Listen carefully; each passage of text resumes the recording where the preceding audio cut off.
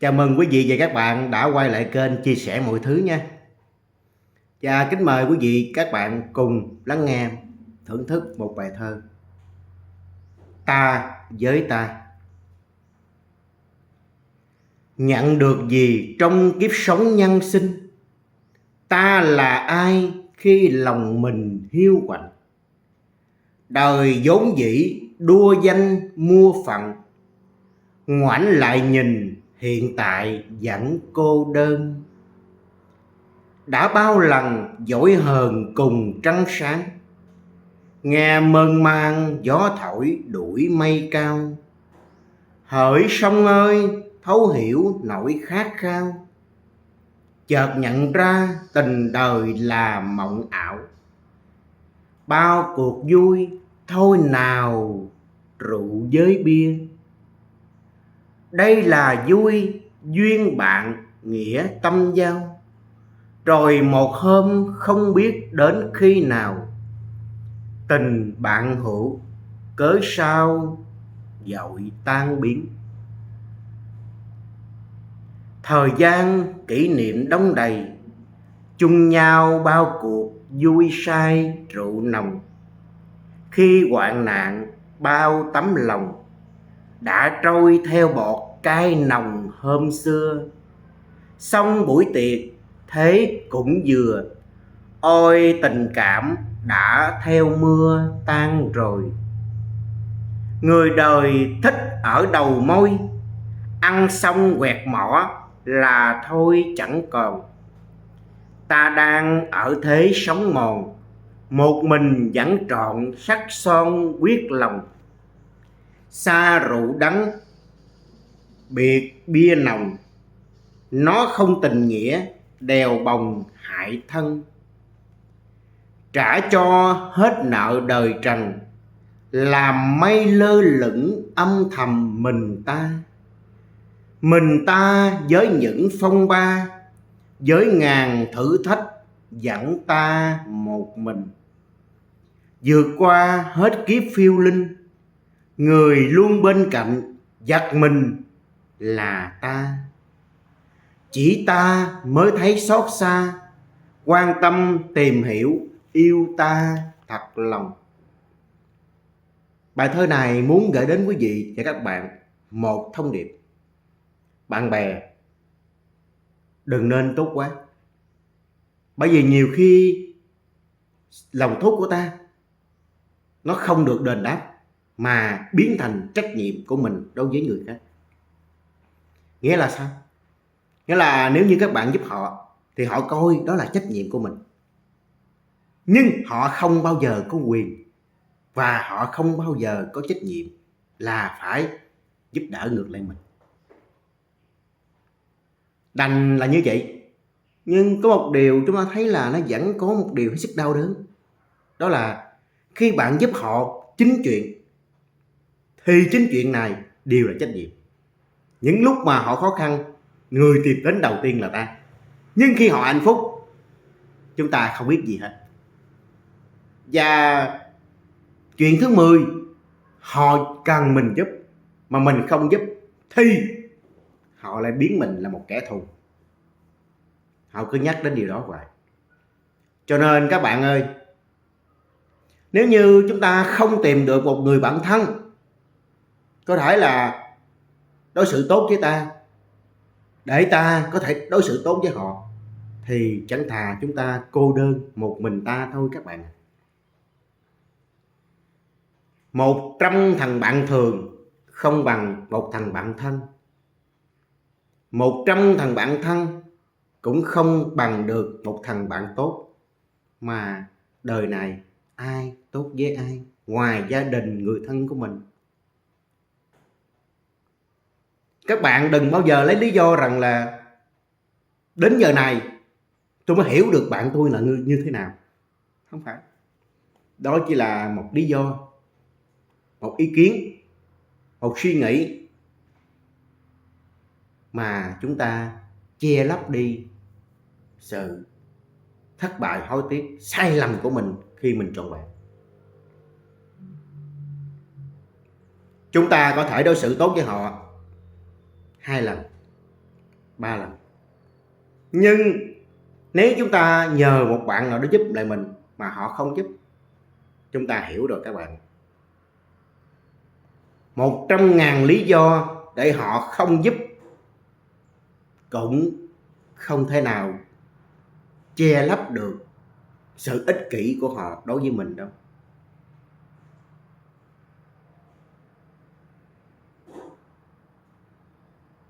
Nếu như chúng ta không tìm được một bạn nào tốt hết, thôi hãy quay về yêu thương chính bản thân mình. Bởi vì chỉ có mình là không phản bội mình, chỉ có mình là không bao giờ hại mình, và chỉ có mình luôn luôn yêu thương, quan tâm, giúp đỡ mình. Chúng ta cứ mong cầu ở người khác thì làm sao bằng chúng ta mong cầu chính bản thân của mình. Họ có thể dễ dàng đến những cuộc vui say, bia rượu với bạn khi bạn vui vẻ và hạnh phúc. Nhưng khi bạn nhờ vả họ thì họ lại quay mặt ngẩn ngơ. Họ lại quay mặt ngoảnh đi. Bởi vì có rất nhiều bạn, tại sao mày không nhờ đứa kia mà mày lại nhờ tao? Có rất nhiều bạn, tại sao mày bắt tao phải là giúp mày? Có rất nhiều bạn, mày giúp đỡ rất là nhiều người, mày giúp đỡ tao nó rất là ít, rất là nhỏ. Nhiều khi tao không cần mày giúp thôi, chứ tao đâu cần mày đâu.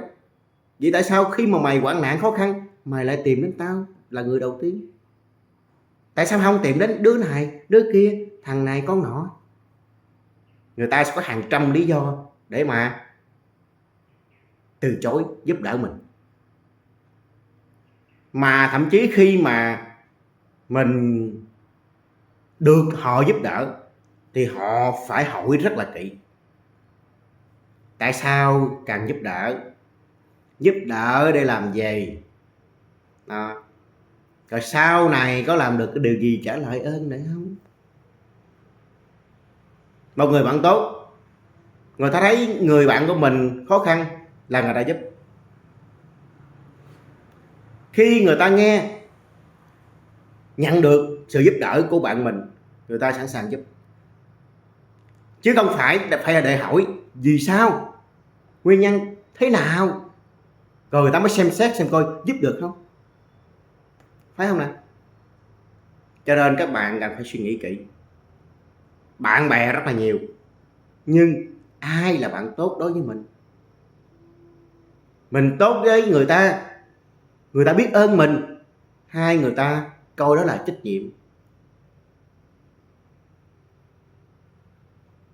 Và cuộc sống này không có bạn được không? Được. Bởi vì chúng ta suy nghĩ một điều như thế này. Khi bạn cần một sự giúp đỡ nào đó, bạn cần một người bạn giúp đỡ mình, nó rất là khó khăn các bạn. Nhưng nếu bạn có tiền, bạn chỉ cần chi tiền ra để người ta làm một điều gì đó, sẽ không ơn nghĩa, không ơn nghĩa. Còn bạn mình giúp mình khó khăn lắm. Nhưng mà cái ơn nghĩa đó nó cứ dai dẳng hoài. Nếu như chúng ta cần 1-2 người bạn để mà tâm sự, thì chúng ta chọn người nào mà chúng ta thấy mình và họ có thể giúp đỡ qua lại lẫn nhau. Và kênh chia sẻ mọi thứ này cũng kính chúc quý vị và các bạn sớm tìm được và giữ gìn được những tình bạn, những người bạn tốt đẹp, đáng trân trọng như thế. Và cũng khuyên các bạn một điều rằng hãy tránh xa, hãy bỏ dần những người bạn chỉ xem mình là cái sọt rác, để khi họ buồn, họ khổ, họ cần giúp đỡ thì họ ném những cái ưu phiền, vất vả, cực khổ, khó khăn đó vào trong bản thân mình, giống như ném miếng giấy rác vào trong cái sọt. Và đương nhiên cái sọt rác có nhiệm vụ gì? Phải đi đổ cho họ. Cuộc đời này đừng bao giờ đợi đến khi mà mình xảy ra một điều gì đó mình mới thốt lên rằng tôi không ngờ. Không. Phim ảnh, truyện, sách báo nó đầy rẫy các bạn ạ. Nhưng mà tại sao chúng ta vẫn bị mù quáng, sai lầm, hối tiếc vậy? Rất đơn giản. Đó là gì? Đó là bạn nghĩ rằng bạn sẽ không phải là một trong những trường hợp bị sai lầm, hối tiếc đó. Hay là bạn coi phim, đọc truyện, bạn thấy người đó sai lầm, bạn nói đồ ngu, gặp tao không có vụ đó xảy ra đâu, gặp tao là điều này là không bao giờ xảy ra được. Nhưng mà mình dính vào trường hợp đó mình không hay. Và mình cứ nghĩ rằng là mình sẽ không bao giờ có kết cục giống như họ. Cũng vẫn chẳng hạn như mình cho người ta mượn tiền, người ta giật mình mà mình vẫn cho người ta mượn nữa, là cớ làm sao? Thì mình sẽ chia sẻ với các bạn suy nghĩ của mình nhé. Theo mình thì sẽ có 3 lý do vì sao mà mình biết người ta lợi dụng mình, hay là người ta mượn tiền mình mà người ta không trả mà mình vẫn cho mượn. Thì có 3 lý do như sau. Lần thứ nhất, bạn cho người ta mượn, người ta không trả mà bạn vẫn tiếp tục cho mượn. Đó là do bạn tin tưởng người ta. Tin tưởng. Khi lần đầu tiên người ta hỏi mượn mình, đương nhiên mình cho mượn, tại vì mình tin tưởng. Nhưng mà lần đầu tiên người ta không trả, sau đó người ta phải là bắt mình phải khổ sở, mệt mỏi, rồi người ta mới trả cho mình. Rồi người ta lại tiếp tục mượn mình một lần nữa. Đó là lần thứ hai.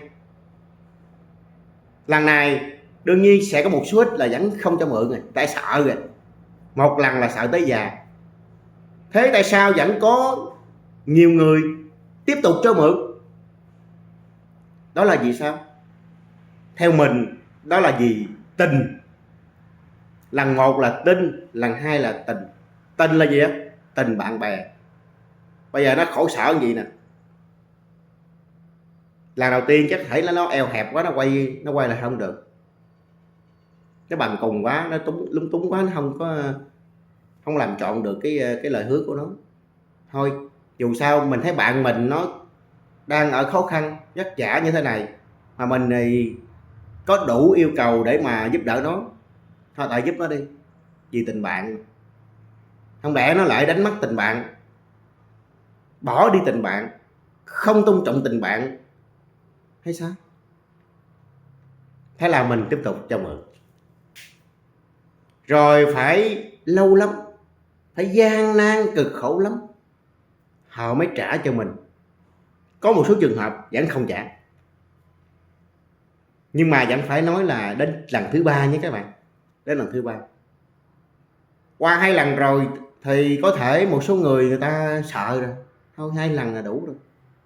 Nhưng mà mình cũng xin được nói luôn là lần thứ ba, nếu như có lần thứ ba xảy ra nữa, mình vẫn tiếp tục giúp đỡ người đó. Mặc dù người đó không giúp đỡ mình vẫn tiếp tục cho họ mượn tiền, mặc dù họ không trả, hoặc là mình phải cực khổ gian nan lắm họ mới trả cho mình. Giống như kiểu như là mình cho nên mượn, mà bây giờ mình phải xin năn nỉ, xin lại tiền mình cho người ta mượn. Ở mức độ đó rồi thì chúng ta xét ở một góc độ khác, một trường hợp khác là vẫn có người cho lần thứ ba, cho mượn lần thứ ba. Thế là tại sao? Các bạn có hiểu thế nào tại sao? Tại sao vẫn một số trường hợp cho mượn lần thứ ba? Ở đây mình phải nói trường hợp lần thứ ba để mình nói thêm nhé. Còn nếu như người nào mà cho 2 lần hay 1 lần thì nó không còn có lý lẽ để nói nữa. Thì mình sẽ dẫn dắt thêm là có một số trường hợp nhỏ là vẫn tiếp tục cho mượn lần thứ ba. Đó là vì cớ làm sao? Đó là do những người đó ngu. Theo mình là do ngu. Lần thứ nhất mình giúp đỡ cho họ mượn tiền, đó là do tin, là tin tưởng. Lần thứ hai mình giúp đỡ cho họ mượn tiền, vân vân, đó là do tình, là tình bạn, tình cảm. Còn lần thứ ba trở lên đó là do ngu rồi, thấy không nào? Cho nên cuộc sống này cái gì cũng vậy các bạn ạ, có qua mới có lại. Ông bà nói là có qua có lại mới tội lòng nhau.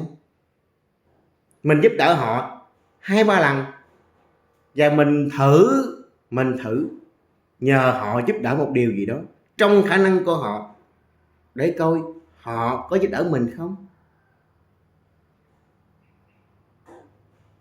Người mà muốn giúp đỡ thì họ sẽ tìm cách. Còn người mà không muốn giúp đỡ mình thì họ sẽ tìm lý do. Có rất nhiều lý do các bạn ạ. Bận công việc nhà, bạn giúp đỡ gia đình, bạn mua sắm, bạn công việc, rất là nhiều. Nhưng mà chúng ta suy nghĩ kỹ lại, có ai rảnh không? Có ai rảnh không? Không. Người độc thân, đơn thân hay là người có gia đình hạnh phúc, họ đều có những công việc của họ hết, chứ đâu ai rảnh đâu các bạn. Có bạn nào mà một ngày mà không làm gì hết không? Không đi làm việc, không làm gì hết, ở nhà không? Nếu như có cũng chỉ 1-2 ngày thôi, chứ làm gì mà đến ngày nào cũng vậy. Nhưng mà họ vẫn có thể dành thời gian cho mình, dành thời gian thể hiện sự quan tâm, dành thời gian giúp đỡ mình. Những người đó mới đáng trân trọng. Và mình mong muốn nguyện cầu cho tất cả các bạn và cả mình sẽ tìm được ít nhất hay nhiều nhất chỉ cần 1 hoặc 2 người bạn thân, như thế là đủ rồi các bạn, đủ rồi. 1-2 người sẵn sàng lắng nghe mình tâm sự khi mình khó khăn, bị stress. 1-2 người có thể vì mình mà sẵn sàng đau khổ cùng mình. Đó mới là điều đáng quan trọng. Hãy dành một ít thời gian sống chậm lại các bạn ạ. Và hãy quay bên trái, bên phải, trước sau để các bạn coi kỹ lại. Mình được bao nhiêu người được gọi là bạn tốt. Nếu như không có ai hết thì hãy cho họ một cơ hội cuối cùng. Nếu như cho họ một cơ hội cuối cùng rồi mà vẫn không tìm được một người bạn tốt thì chúng ta nên kết thúc tình bạn trong êm đẹp các bạn ạ. Kết thúc giống như một câu nói thế này: người quân tử khi tuyệt giao, chớ đem tiếng xấu mà trao cho người. Có nghĩa là mình kết thúc rất êm đẹp, nhẹ nhàng, không bích lòng ai hết, cũng không có kết thúc trong thị phi nữa. Đừng bao giờ tự đánh lừa mình là họ sẽ tốt với mình trong tương lai, họ sẽ tốt với mình ở một ngày nào đó.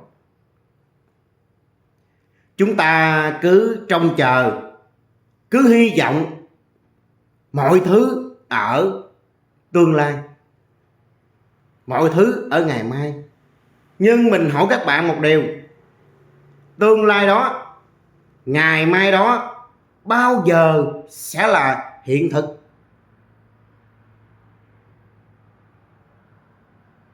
Bao giờ sẽ là hiện thực? Và có đôi lúc nào các bạn nhìn lại, các bạn thấy tội nghiệp cho bản thân mình. Mình chơi với bạn hết lòng, sẵn sàng giúp đỡ bạn tất cả mọi thứ, còn bạn chơi lại mình hết hồn. Thì con người mà ai cũng mắc sai lầm cả, nhưng hơn thua nhau ở chỗ là biết quay đầu, biết bỏ, biết buông những thứ mình nên cần buông và cần bỏ, và biết giữ lại, và chỉ giữ lại những gì tốt đẹp nhất cho bản thân của mình thôi. Cũng giống như bạn leo núi, bạn đem đồ tất cả mọi thứ đồ đạc để leo lên đến đỉnh núi để mà mình có thể là tận hưởng. Nhưng khi bạn leo lên núi, trên đường leo đó, bạn sẽ phát hiện ra rằng có những thứ không cần thiết, có những thứ nên bỏ đi, và chúng ta sẽ bỏ tất cả mọi thứ. Cuối cùng chỉ còn lại một vài thứ không thể nào bỏ được. Đương nhiên là khi lên đến đỉnh núi, trong sự tận hưởng đó, chỉ còn rất ít thứ còn lại với mình, nhưng những thứ đó là những thứ mà mình không thể bỏ được. Và kính chúc quý vị, các bạn sẽ có những tình bạn, sẽ có những người bạn tốt đẹp, và hãy trân trọng giữ gìn những tình bạn đó nha. Cảm ơn quý vị và các bạn đã theo dõi kênh, đăng ký kênh, bấm like và chia sẻ nội dung bài viết của mình. Và xin hẹn gặp lại quý vị các bạn ở trong những clip sau nhé các bạn. Xin chào, tạm biệt.